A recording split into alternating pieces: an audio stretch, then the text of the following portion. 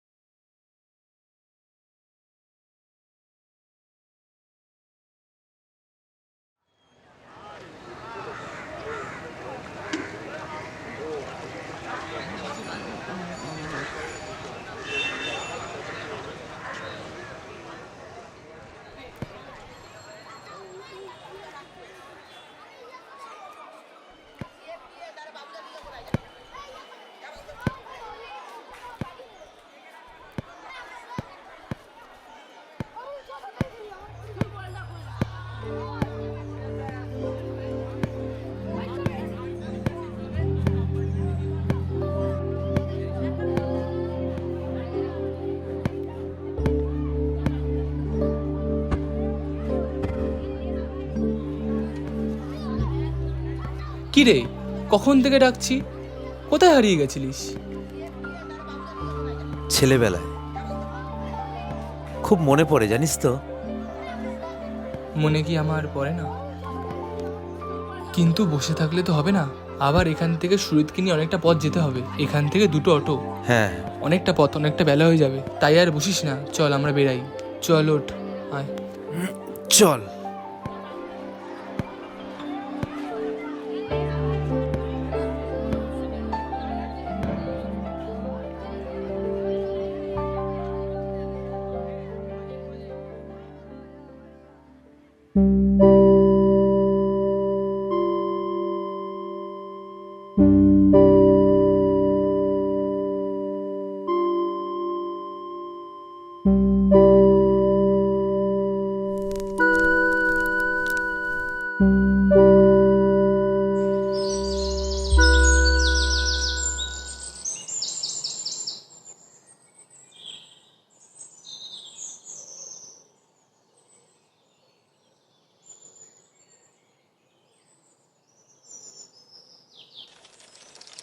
নমস্কার কাকু, দীপক বাড়ি আছে?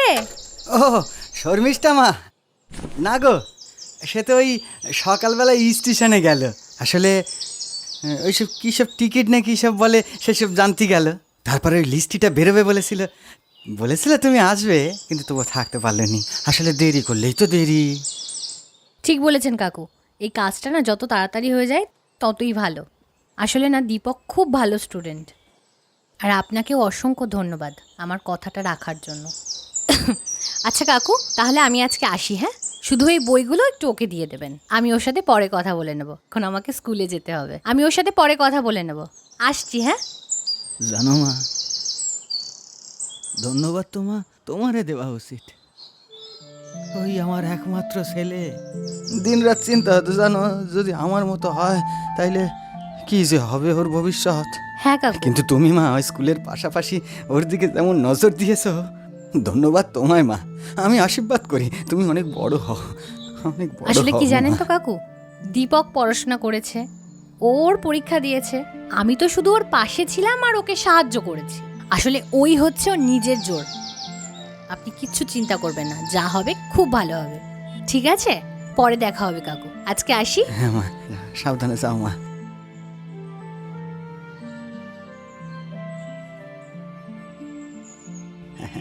দুর্গা দুর্গা, যাও।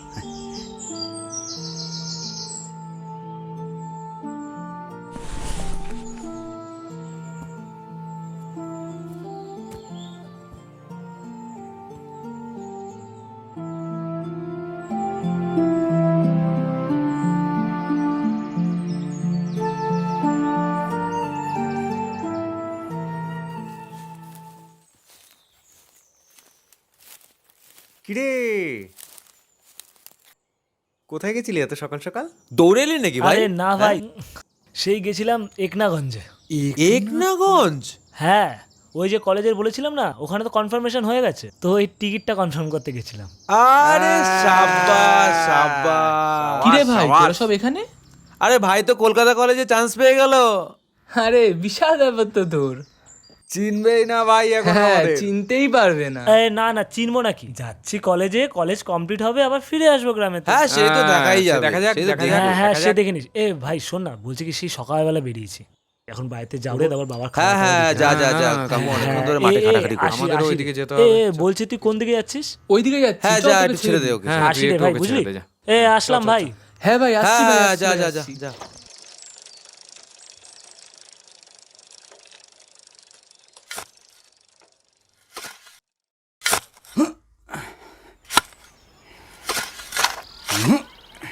বাবা, চলো চলো, খেয়ে নাও। সেই কখন বেরিয়েছো বলো তো? চলো খেয়ে নাও। হ্যাঁ, হ্যাঁ, ওইদিকের কি খবর হইল রে? ওদিকে কনফার্ম। হ্যাঁ, কম পড়ছে?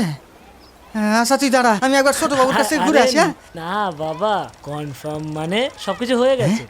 হয়ে গেছে? হ্যাঁ, তুমি এবার চলো তো, খেয়ে নাও। উফ, হয়ে গেছে? চলো। বাহ বাহ বাহ, বাবা হয়ে গেছে। চ চ চ, হ্যাঁ, বস বস।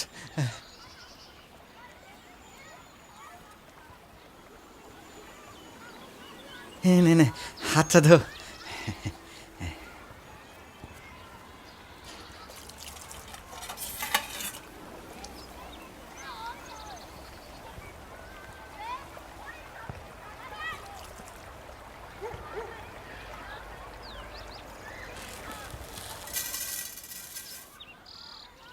কি রে, ওরম চুপ করে বসে আছে কেন? হ্যাঁ বাবা, খা খা।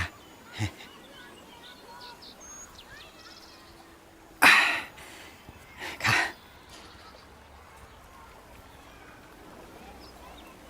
আরে খা। বাবা, আমি চলে গেলে তোমার কি হবে বলো তো বাবা? সারাদিন এসে যে খাটাখাটনি করো, তোমার খাবার দাবারের কি হবে? দূর পাগল, আমার খাবার দাবার দেওয়ার লোকের অভাব আছে নাকি? হ্যাঁ, আচ্ছা সুব্রত দা আছে। আর সুব্রত দা, এই দেখ, তারপরে জমিদারের বাড়িতে তো সবাই খায়, তুই আমার কথা ভাবিস নি। তুই খাবার দাবার নিয়ে আসিস বলে আমি আর জমিদারের বাড়িতে যাইনি।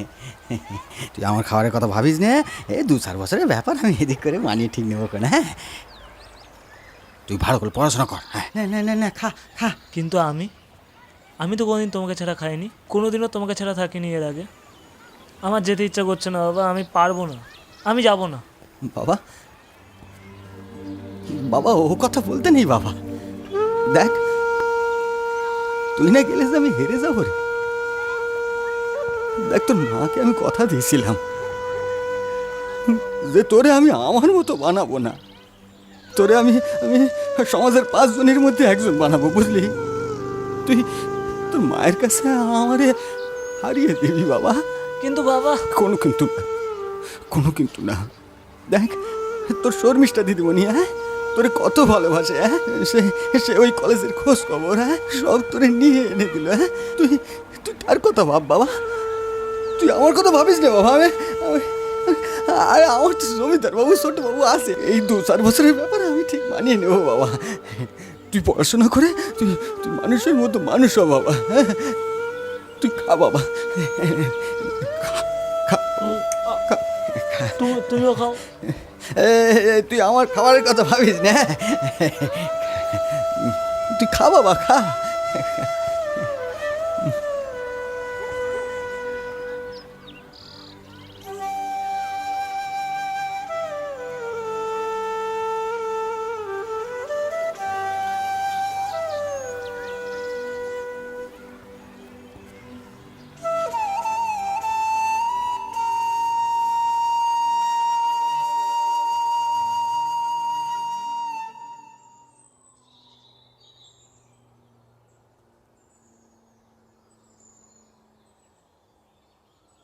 বাবু,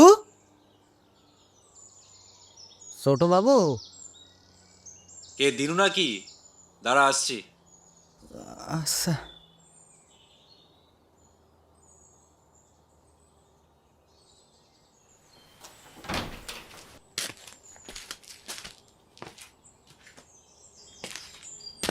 কি ব্যাপার? কি হয়েছে? ছোটবাবু, ওই ছেলেটার কলকাতার একটা ভালো কলেজে ভর্তি আছে ছোটবাবু। সেই পাঠিয়েই ছাড়লি? আমি তোকে বারবার করে বারণ করেছিলাম দিনু, বলেছিলাম ছেলেটাকে নিজের কাছে রাখ, শুনলি না। তা ভালো, পাঠিয়েছিস পাঠা। এখন দেখ তোর ছেলে কতদিন তোর নিজের হয়ে থাকে। মা তো নেই, ছোটবেলা থেকে মানুষ করলি তুই। এখন ও যদি শহরের মজায় মজে গিয়ে তোকে ভুলে যায়, তাহলে বাদবাকি জীবনটা একা থাকতে পারবি তো? আপনি কি বলছেন ছোটবাবু? দেখ দিনু, আমার বাবা যতদিন বেঁচে ছিল ততদিন একভাবে চলেছিস, কিন্তু সে চলে যাওয়ার পরে আমি যখন দায়িত্বে এসেছি তখন তোদের ভালোর জন্য কিছু তো একটা ভাবছি। সেই বিশ্বাসটা তোর মনে হয় আমার উপর নেই। হ্যাঁ ছোটবাবু।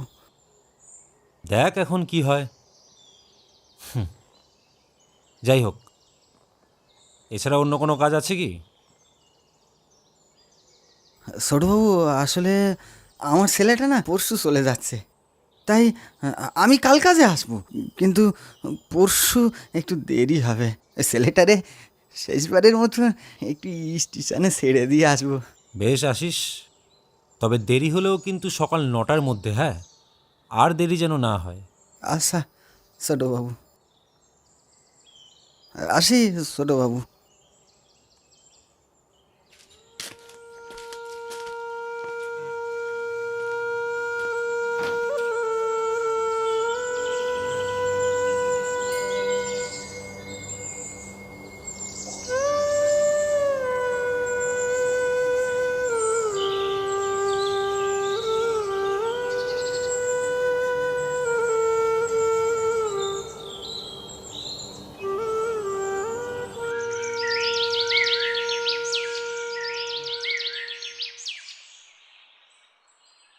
এখন ও যদি শহরের মজায় মজে গিয়ে তোকে ভুলে যায়, তাহলে বাদবাকি জীবনটা একা থাকতে পারবি তো? বাবা, বাবা, এখনো ঘুমাওনি? ঘুমিয়ে পড়ছি রে বাবা, তুই ঘুমো, তুই ঘুমো, ঘুমিয়ে পড়, তুই ঘুমো রে বাবা।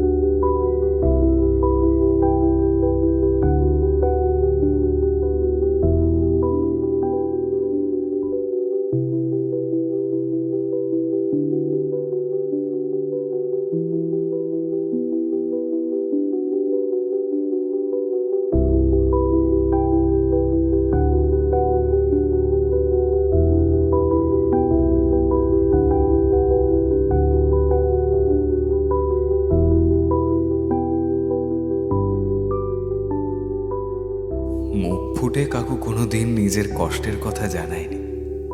গ্রামে অভাবে থেকে আমরা প্রত্যেকে পড়াশোনা করেছি, কিন্তু দীপকের জন্য দিনু কাকুর হাসি মুখে করে যাওয়া কষ্টটা আমরা সচক্ষে দেখেছি। দীপক যে শহরে পড়াশোনার সুযোগ পেয়েছে তাতে আমরা সব বন্ধুরাই খুব খুশি ছিলাম। তবে দীপক শহরে গেল, খবর আর পেলাম না। অবশেষে সেদিন যখন বাবু, ও ছোট বাবু। হ্যাঁ, কে দিনু নাকি? হ্যাঁ বাবু। এ কি ব্যাপার? হ্যাঁ হ্যাঁ, এখন সিটি এসেছিল বাবু, এই কলকাতা থেকে। আমার ছেলে পাঠাইব তো, একবার পড়ে দেন না ছোট বাবু। বাহ বাহ, এতদিন পর। আচ্ছা যাই হোক, তুই একটু উপরে এসে বস, আমি আসছি। আচ্ছা ঠিক আছে ছোট বাবু।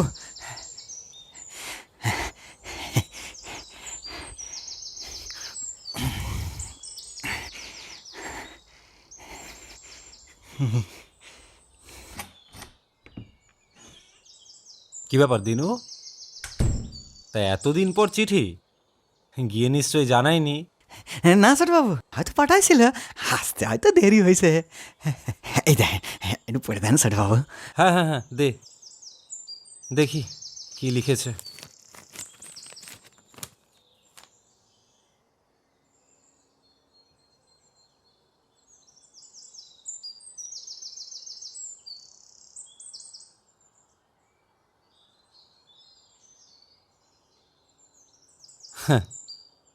সেরকম কিছু না, বুঝলি। লিখেছে যে ও পৌঁছে গেছে, ওখানে গিয়ে জিনিসপত্র গোছাতে একটু দেরি হয়েছে বলে চিঠিটা লিখতে একটু দেরি হলো, বুঝলি তো। আর আর লিখেছে যে তোকে নিজের খেয়াল রাখতে বলেছে। আমার সাথে লিখেছে আর যদি কোনো সমস্যা হয় তোকে আবার চিঠি লিখবে। আচ্ছা, ঠিক আছে। হ্যাঁ, এই, কোনো সমস্যা নেই, নে নে যা। আচ্ছা ছোটবাবু, আবার যদি চিঠি আসে আপনি একটু পড়ে দেবেন? হ্যাঁ, আমি দেবো না তো কে দেবে? তুই চিঠি আসলে কিন্তু অন্য কারোর কাছে যাওয়ার দরকার নেই, হ্যাঁ, আমার কাছেই আসবি। যা যা যা। হ্যাঁ, ঠিক আছে, আচ্ছা ঠিক আছে, ছোটবাবু, যা। আমার চিঠি চিঠি এসে।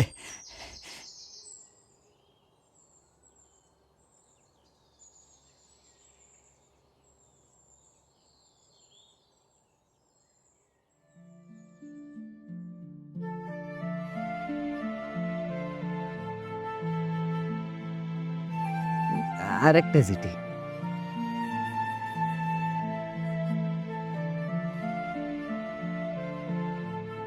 কই দে দেখি।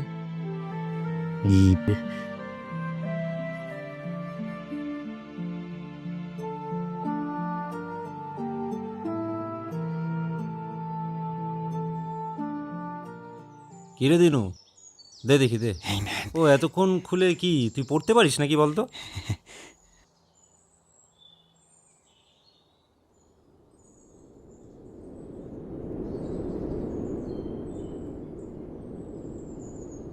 কি লিখছে ছোটবাবু?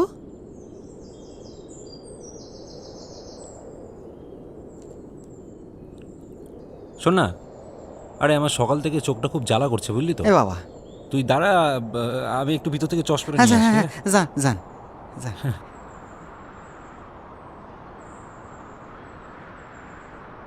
শহরের আকাশ মেঘলা হয়েছিল অনেক দিন।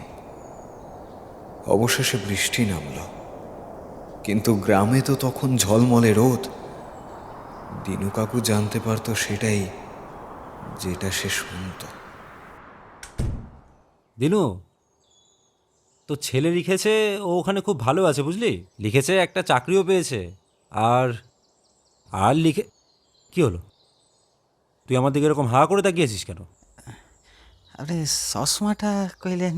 ও, ওটা রেখেছি, মানে কোথায় রেখেছি খুঁজে পাচ্ছি না, বুঝলি তো। ওসব ছাড়। হ্যাঁ, যেটা বলছিলাম, তো ছেলেটা চাকরি পেয়েছে, তার জন্য বলেছে তোকে আর টাকা পয়সা পাঠাতে না, বুঝলি তো। পাঠালে ওর খারাপ লাগতে পারে, হ্যাঁ। তোকে নিজে খেয়াল রাখতে বলেছে, হ্যাঁ। হ্যাঁ, আর লিখেছে যে সামনের মাসে 11 তারিখ আসবে এখানে, হ্যাঁ। ছোটবাবু, আমার ছেলে চাকরি পেয়ে গেছে? হ্যাঁ হ্যাঁ হ্যাঁ, এই চাকরি পেয়ে গেছে হ্যাঁ, ছেলে? হ্যাঁ। হ্যাঁ, কিন্তু আমি তো টাকা পাঠাবো ছোটবাবু। বলেন, আমি তোর বাবা, বলেন আমার তো এইটুকুনি কর্তব্য, বলেন।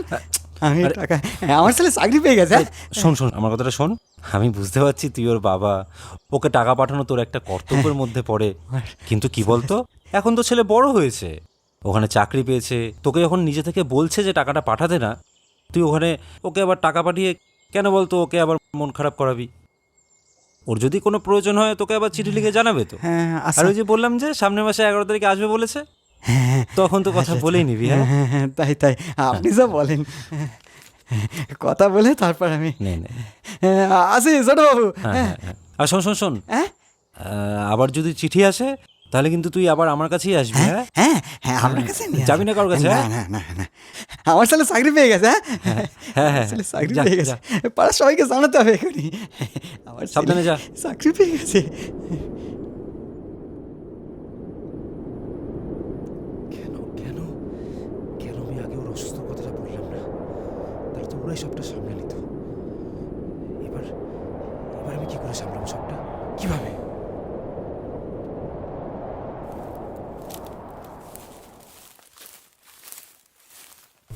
আরে কাকু, কেমন আছেন আপনি? হ্যাঁ মা, আমি ভালো আছি। আর দীপকের কি খবর? দীপক দীপক তো গতকাল এখন সিটি পাঠাইছে। ও কলকাতা থেকে আচ্ছা। ও তো সিটি লেখে, কলকাতায় ও কাজ পেয়েছে। কাজ আর পড়াশোনা সব একসাথে করছে মা। কাজ, পড়াশোনা। সবই তুমি না থাকলে এসব হতোই না মা। চিঠি পাঠিয়েছে বললেন হ্যাঁ। তো। আমাকে একটু চিঠিটা দেখাবেন? এখন দেখাবা এই কাজে। আসলে ম্যাডাম আমাদের সবসময় বলতেন যে পড়ার সঙ্গে ছাত্র জীবনে কাজ করলে পড়ার বেগটাই কমে যায়। তাই সেদিন কথাটা শুনে হঠাৎ সুরজিৎ,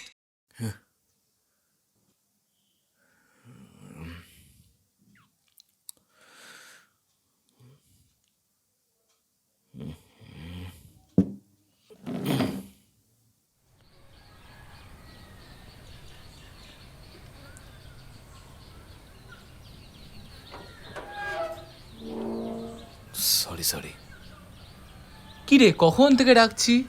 এখনো রেডি হসনি? কতটা দূর যেতে ভাই, হবে? অনেকটা কেকটাও দূর তো যেতে দিতে হবে। ভাই তাড়াতাড়ি কর। 2 মিনিট দে। তাড়াতাড়ি কর, তাড়াতাড়ি কর। হ্যাঁ, কি হ্যাঁ, হ্যাঁ, করছিস? তুই ভেতরে যা। না হলে ভেতরে এসে বস। না না না না না, দাঁড়া। দাঁড়াচ্ছি আমার বাইরে। তাহলে তাড়াতাড়ি 2 কর। মিনিট দে, আমি আসছি। তাড়াতাড়ি তাড়াতাড়ি কর।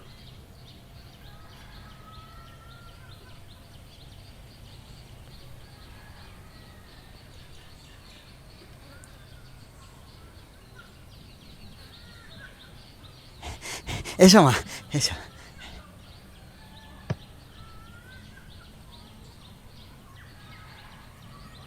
এই যে মা, এই তো এইটা গতকাল আইছে।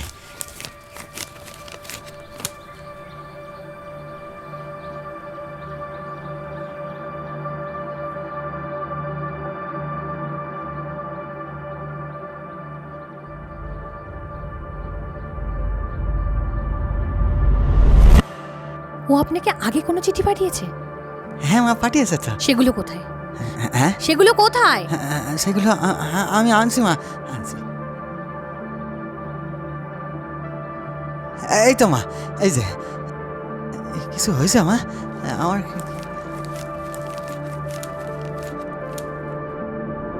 আপনি এই চিঠিগুলো কাকে দিয়ে পড়েছিলেন? কেন, কি হয়েছে মা? আমার ছোট আর কাউকে দিয়ে পড়েননি? কি হয়েছে? সিটিতে কি লেখা আছে মা? কি হয়েছে মা, বলবে তো? ও কলকাতাতে যাওয়ার পর থেকে ভালো নেই কাকু। ভালো নেই মানে?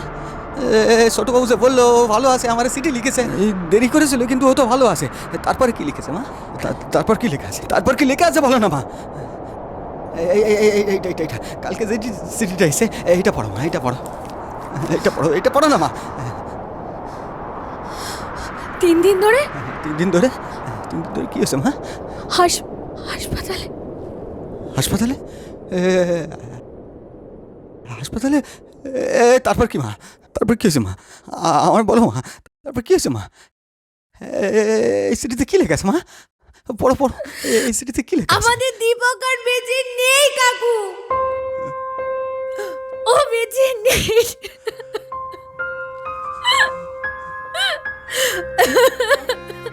ও বেঁচে নেই কাকু।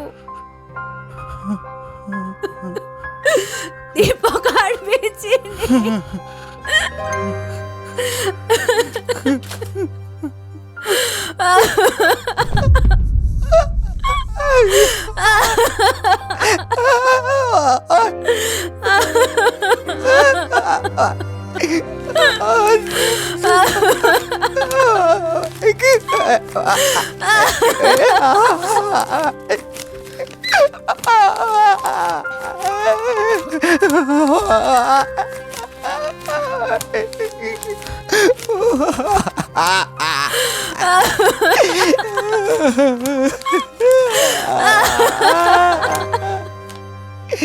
শেষবারের ওই স্পিড পোস্টে বারবার কাকুকে কলকাতায় যাওয়ার অনুরোধ করে খবরটা পাঠিয়েছিল দীপকেরই রুমমেট সজল।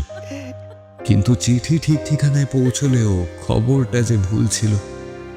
অবশেষে 2 দিন বাদে দীপককে নিয়ে সকলেই এলো গ্রামে। কিন্তু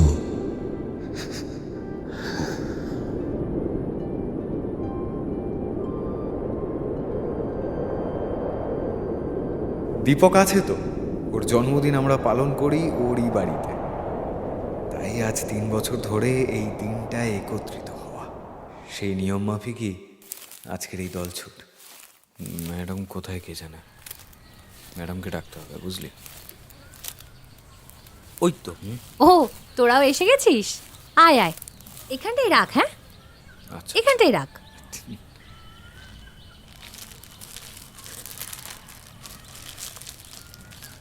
ম্যাডাম, একটু হ্যাঁ। কাকুকে ডেকে দেবেন? হ্যাঁ হ্যাঁ, তোরা গোছা, আমি ডেকে নিয়ে আসছি। হ্যাঁ হ্যাঁ, তোরা গোছা, আমি আসছি। মোমবাতি আনিসনি? এ হে, আমার তো একটু বাবা। খেয়াল ছিল না রে। ও থাক, আমি ম্যাডামকে বলে দেবো।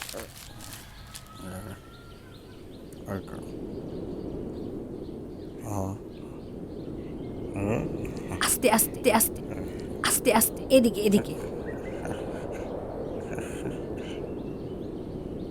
দেখ দেখ দেখ,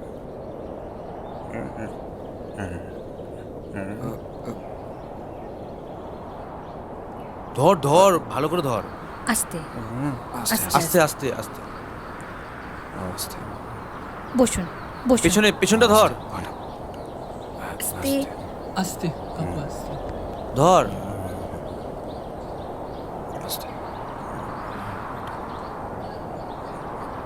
কাকু, ছেলের জন্মদিন তো, কেকটা দে। ওই দেখো কেক নিয়ে এসছি, ওই দেখো নিয়ে। কাকু, আজ দীপকের জন্মদিন না?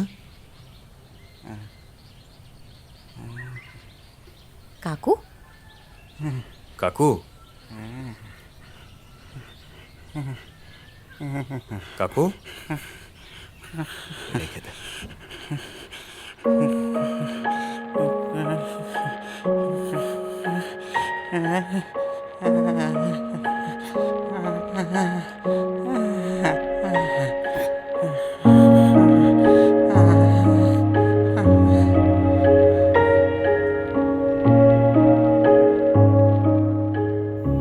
গরিব চাষির ঘরের ছেলে উচ্চশিক্ষায় শিক্ষিত, এমনটা কি আর চট করে মানা যায়? তাই অসুস্থতার সঠিক খবরের বদলে ভুয়ো খবর শোনানো হয়েছিল তার একমাত্র উপায়। তিনি ভেবেছিলেন শরীর খারাপে ফিরে আসবে ওই ছেলে গ্রামে, ব্যাস, আর যেতে দেওয়া যাবে না তাকে। কিন্তু আমাদের বন্ধু যে সকলকে ফাঁকি দিয়ে চলে গেল। কিন্তু ওই যে টাকার জোরে তার কোনো শাস্তি হলো না এত দৌড়দৌড়ি করেও। তবুও আমরা জানি দীপক আমাদের মাঝেই আছে, আমাদের মাঝেই সে থাকবে।